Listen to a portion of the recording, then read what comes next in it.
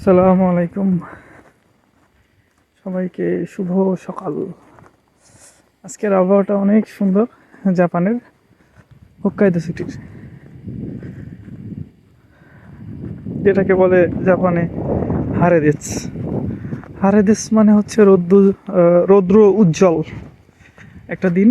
কিন্তু এই রৌদ্র উজ্জ্বল দিনেও খুব ঠান্ডা লাগতেছে।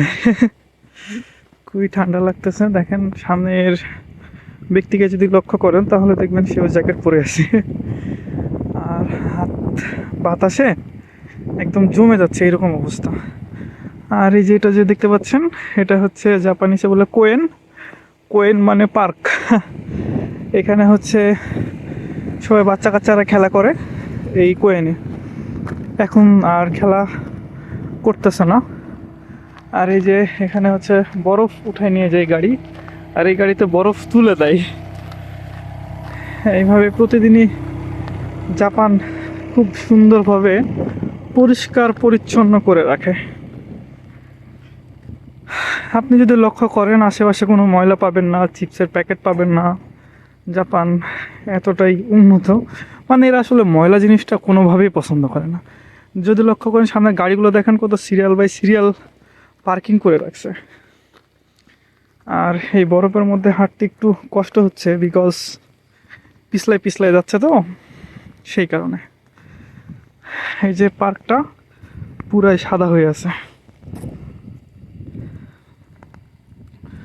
এই হচ্ছে অবস্থা। সব মিলে জাপান অনেক সুন্দর। জাপানে জীবনযাপন একদম নিয়ম কানুনের মধ্যেই চলে, তো এই জন্যেই অনেক সুন্দর। যাই হোক, এখানে যদি মানে আমরা বাঙালিরা একটু নিয়ম কানুন মানতে কষ্ট হয় আমাদের। আমরা আসলে মানতে চাই না, আমরা আসলে স্বাধীন, তো যা মন তাই খুশি দেশে করে বেড়াই। বাট জাপানি আসলে সেটা সম্ভব হয় না। আপনার মন মতো চলা লাগবে না, এখানে ওরা মন মতো তৈরি করে রাখছে। সব কিছুই পাবেন, আপনি ইজিলি পেয়ে যাবেন। এটার জন্য কোনো কিছু করতে হবে না, জাপান সরকারই আপনাকে দিবে, যদি আপনি ভালোভাবে এই দেশটাতে থাকতে পারেন। যাই হোক, আজকের মতো ভিডিও এখানেই শেষ। জবে যাচ্ছি, এতটুকুই। সবাই ভালো থাকবেন, সুস্থ থাকবেন। আল্লাহ হাফেজ।